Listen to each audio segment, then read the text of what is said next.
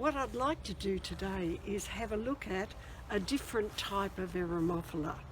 About 2 weeks ago we did the Eremophila maculata, the one with the spotted throat, and you can see the spotted throat really clearly.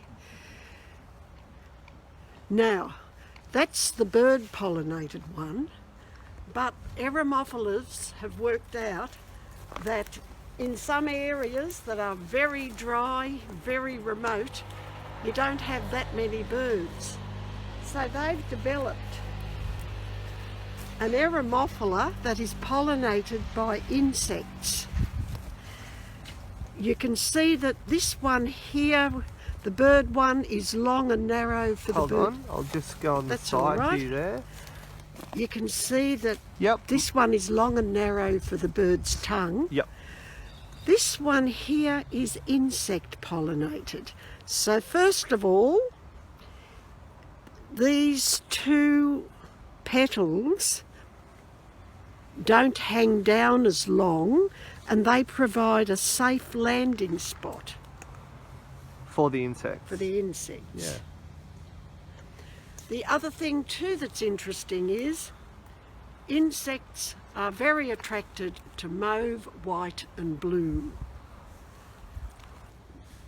The bird pollinated one is red orange because birds are far more attracted to that.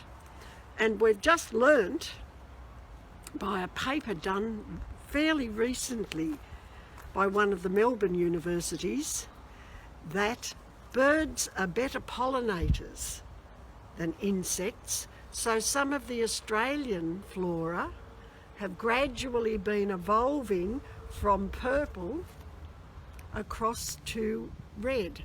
So they're able to attract the better pollinators. So it's just very clever. In fact, plants are very adept at conning the animals to do the job they want, which is moving pollen, which is the male component of the flower, across to the female component of the flower, where the pollen works its way down the female component. Now wait till I see if I can find the female part. Yeah, we did this last couple of weeks ago. Sure, take your time, Carm, you're right. Yeah, I'm trying to find it. See, yeah, there it is.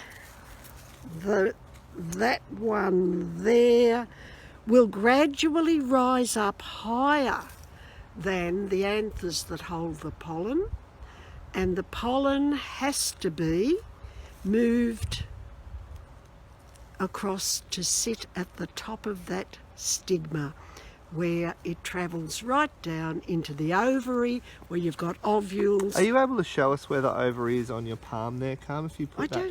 Yeah. Or is it a bit hard to find in this one? It's not quite mature enough, but wait a minute. There are some plants where you can break them open and you... Oh, here we are. We're getting there.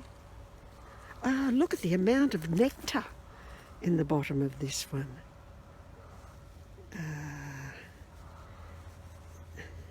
I'm not very good at this. Hang on. That's okay. That down in there. Okay, hold it there for me, Carm. I'll just focus properly. Yep. We'll have to, another day we'll find a plant that's got clearer ovules. Sure. But beautifully sweet. Okay. But it's fascinating And that you've got the one particular species that has two lots of pollinators, and their shape is quite different and their colour is different. so you mentioned the one species as Eremophila. What's an Eremophila? First of all, let's look at the name. The eremos part is the Greek word for desert, and the philo part, or the philos part, is the Greek word for lover.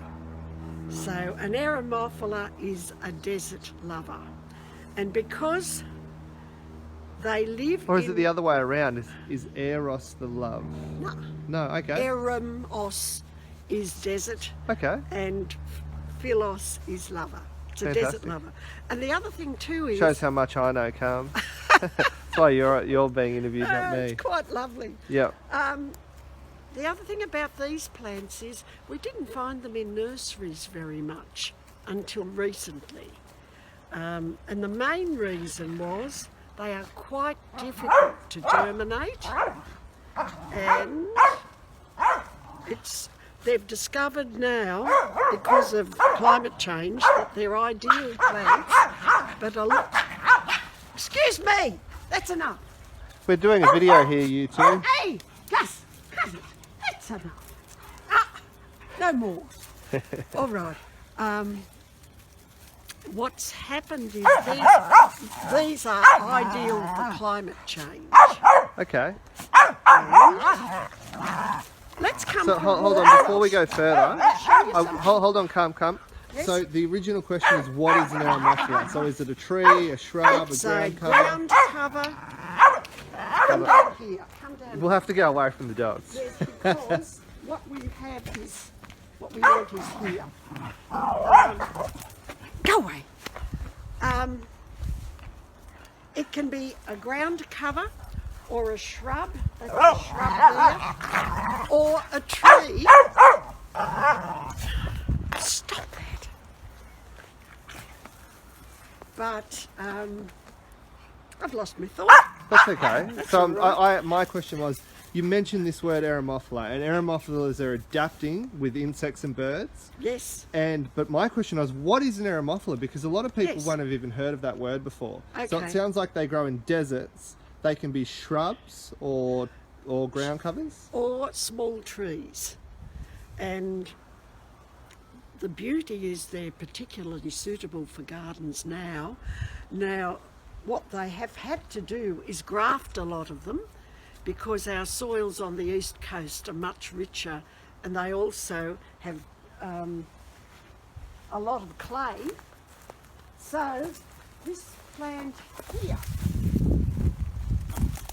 which is a myoporum, these Eremophilas and the myoporums are first cousins. Yep. And so what they're doing is grafting the Eremophila onto the myoporum, so that now we can have lots of Eremophilas down our east coast in Okay. gardens. Okay. That makes sense? Brilliant. Thanks, Carl. Good.